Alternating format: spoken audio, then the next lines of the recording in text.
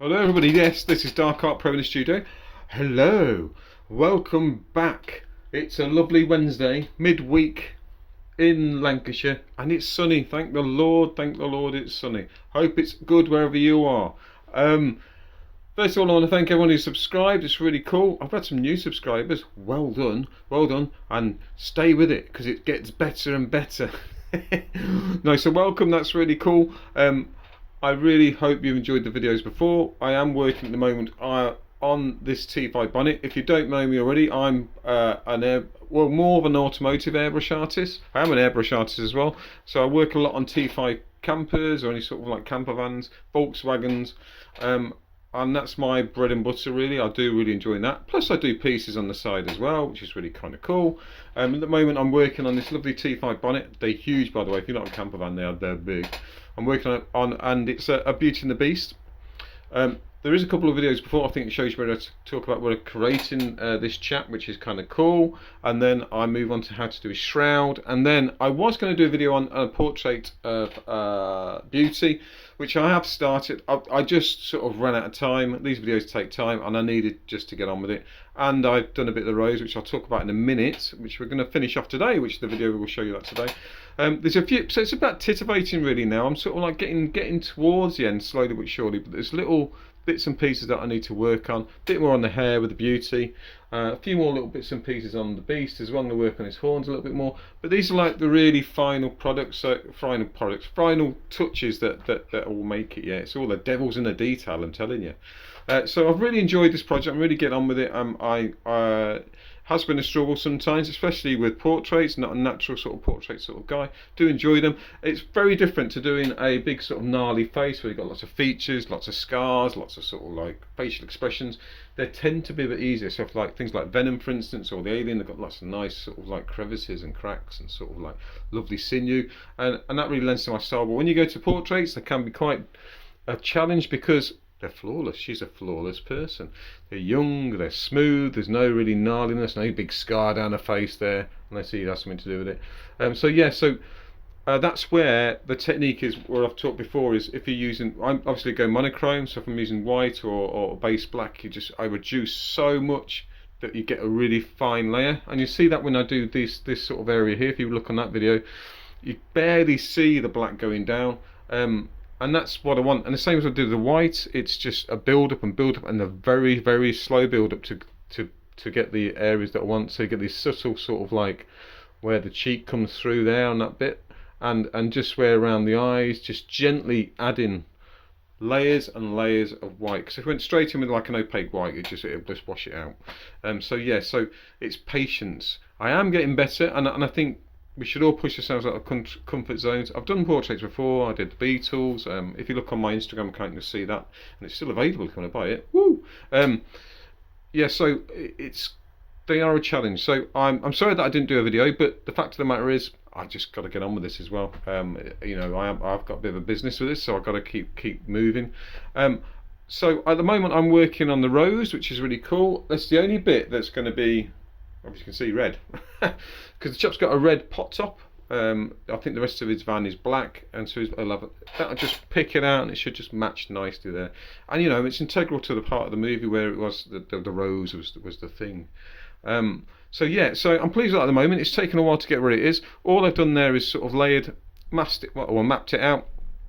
I've laid lots of thin layers of white, and I've been using a lovely brutal candy red just to give me that lovely vibrant colour, and that will pop when it's clear coated. It'll absolutely pop, which is this one here, this by Inspire.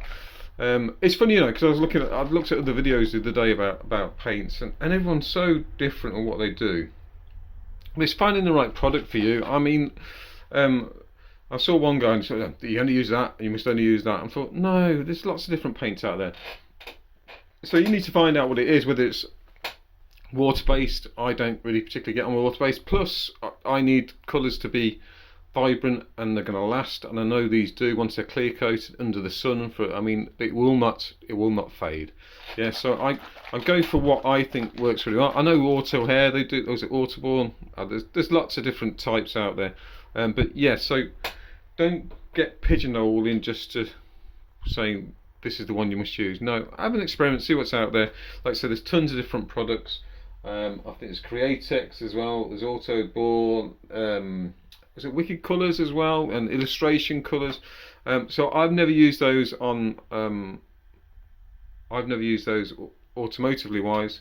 So I kind of like I'm very happy with Inspire, and I was talking to another airbrush artist online, and I was saying I'd maybe like to go to H2O, and he goes, yeah, why don't you give it a go? And I'm like, well, and he knows how difficult, and he understood how difficult it is to move away from something that you've been using for a long time, because you know it works. So yeah, maybe I should be more braver. So what I'm doing here is I'm just kind of adding a finishing touches to this rose slowly. If I move this across, trying to no disaster. Look at these skills. Look, my filming skills are getting better. And you can see the basis to the rose. All I'm doing is adding some very small highlights at the moment, just to sort of like make those edges pop out, where the light's just popping onto the top of the rose. So I'm liking it at the moment. I need to work a bit more on this down here, this little stem. I was going to put some petals, but I don't think I will. I kind of think I'm liking it like that because it just sort of stands out. So yeah, without further ado, we're going to add some highlights here. I'm using my micron for this because it's quite fine detail work. I don't know if you can see more. If I pop it there, I don't want to zoom in because it would be a disaster. But I'm loving, just digressing a little bit, I'm loving these lovely neckline going down here. It looks more white on here, but it's actually not. It's quite subtle. I'm loving this neckline here, and I've got this little necklace going down there. I'm adding a bit more sort of like shaded areas in the hair, but I'm going to do that later. But these are like final touches that I'm kind of moving towards. But yeah, very pleased all in all. So I'm just going to add some little highlights here. So it's a short video really. I just want to keep you in touch and tell you how it's going. And when it's done completely, I'll do like a reel. When it's clear coated, I'll give you a full sort of summary of what we're doing. So again, test your air first and test your paint not straight onto your piece. Air on, and then what I'm going to do, I'm just going to put some little highlights across the top here. Gently does it. You can see that.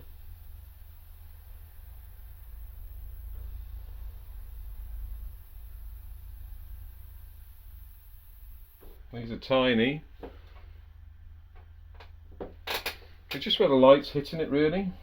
I'm just going to go down a bit more on that one.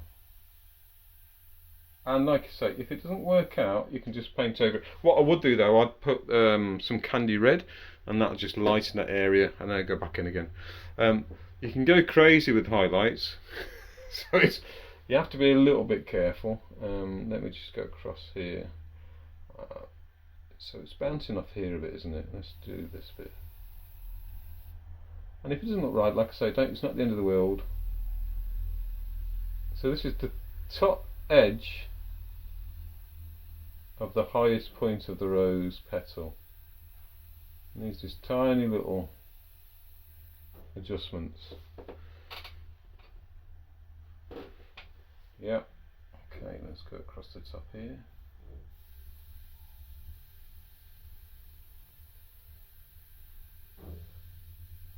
And this is quite a satisfying part of the process when you sort of come in. You're making these final little adjustments, and it's really pleasing. Let me have a look here. I think we need to get some highlights going across here, just to pop it out a bit. Yeah, I appreciate everyone subscribing. It's really lovely to know that people have an interest in what I'm doing, and have an interest in artwork. To be fair, I'm really pleased that people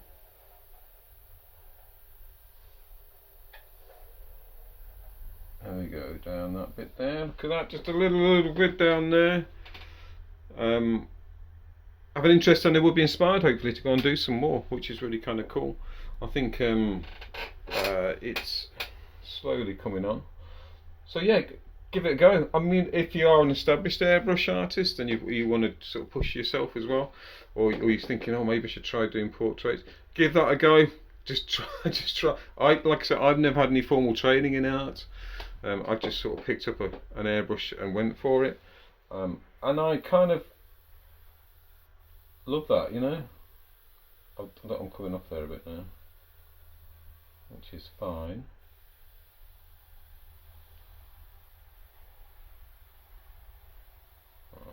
Okay. So yeah, give it a go. I mean, push the boundaries. Why not?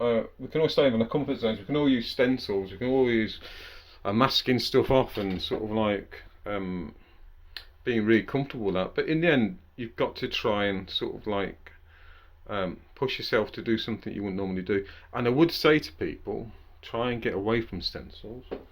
Try and get away from that sort of process, because it is something simple to do in some ways. So try and push yourself a little bit. There's nothing wrong with using them. I think it's a really good basis of doing it. But if you can, try and do some freehand work as well, you know, because it's very satisfying. I mean, sharp edges are important. You do need them sometimes. Where am I going to go here? I think, right, this is a bit dodgy, this bit, peeps. Here we go. That's okay. Alright. Concentration. Such a fine needle, this. It's kind of cool. When I'm doing this, I'm going full on tight in. I've done like airbrush like a boss. So when I'm doing fine detail work, I tuck my fingers in, finger on top, thumb across, and I use these fingers really squashed in.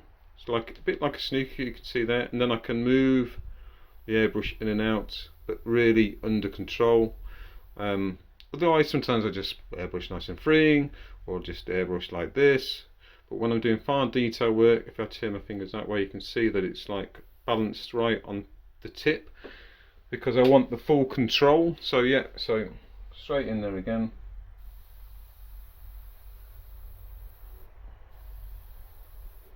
There we go. Ooh, yeah, it's looking pretty cool. I think I need to go on tip. It might just bring it out.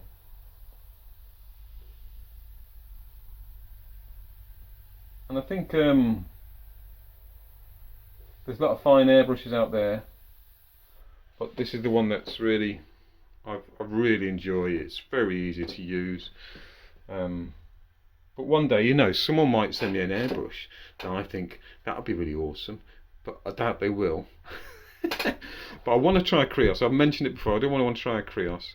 I have got the Arden Steenbeck Infinity, which is really cool. But again, it's the control of that one. I think we talked about it before. I think I might actually sell that. I think it might be on my bucket list to sell. I think I'm not far. I don't want to go too mad with this. Maybe another piece here. Air on, little test again. I think it's starting to sort of pop out a bit, which is cool.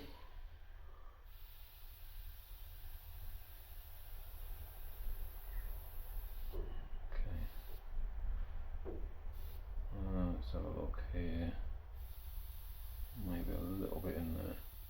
It's amazing actually how much light will find its way into a piece. Even if it's in shade, you'll find some bit of light. I think I knocked it there. So yeah, so you can see now it's starting to bring that rose out nice and sort of like crisp, which is good.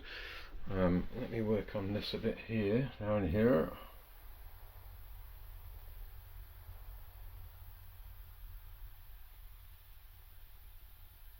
Okay. Obviously I don't want any colour down here.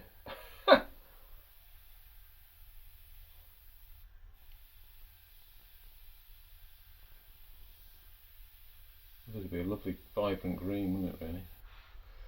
Let me just get this petal here. I do want to define it.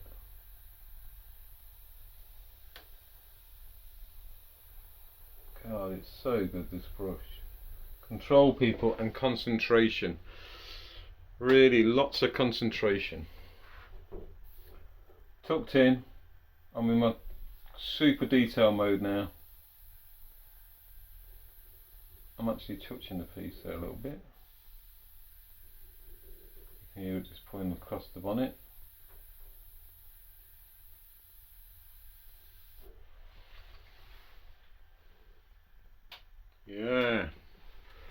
Okay, what I'm going to do, I'm going to shade this in a little bit once I get there.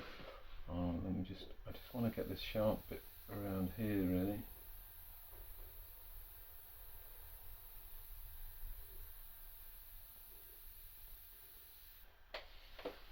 Now we're talking. Okay, I don't know if I'm in the way there.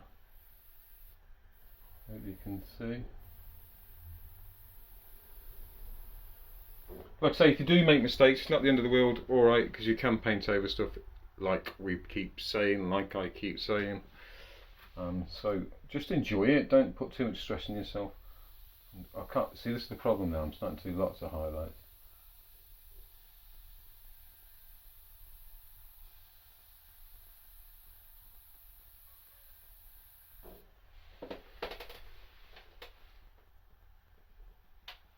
There we go, so it's a nice representation of Rose, loving it. Really enjoying this at the moment. So anyway, this is just a quick video. I am going to stop it because I think I do want to just focus on this now, and I'm sorry. I hope these videos are informative. Like I say, these highlights are just outlining just the top edge of the rose, okay? So when we start practicing this kind of like shroud, it's like there, it's just the top edge that's highlighted, and then you can cross down there. So even if I go there, I don't know if you can see it. Oh no. So I move this again. So it's no different from what I'm doing to this jacket. I'm just finding the top edge and I can highlight that more. So on here it's no different. You see that I can highlight that area even more. I don't know if that came out, but yeah, you can do that now. And that's what I'm going to do. I'm going to start going around little bits, getting that finer detail, even on Beauty's face there. I'm going to put a bit of shading on here. In fact, I won't do it now because I need to move on. So yeah, sorry for the if you're new to my videos, you'll figure out they're not the most professional, and all I can do is apologise for that. But I'll give you the real sort of deal of what's going on, and I can give you as much tips as I can. Like I say, they're not the most professional, but maybe they may get better. And then suddenly, like you said, I've done before, is like get millions and millions of followers, and I shall be uber rich, and I can live a life of luxury. Or maybe not. But anyway, thank you all for subscribing. I can't speak, for subscribing. Thank you all for the new followers. That's really cool. If you want to see me, check me out on Instagram and Facebook. I don't post so much on there, but I will do. Obviously, because I've got stuff I want to keep before I can put it out into the public. But yeah, so get airbrushing, enjoy your art, be inspired, find something that really you love, and paint it. Yeah. So this is Dark Art Pro saying goodbye. Thank you all. Have a lovely rest of your week. Bye now.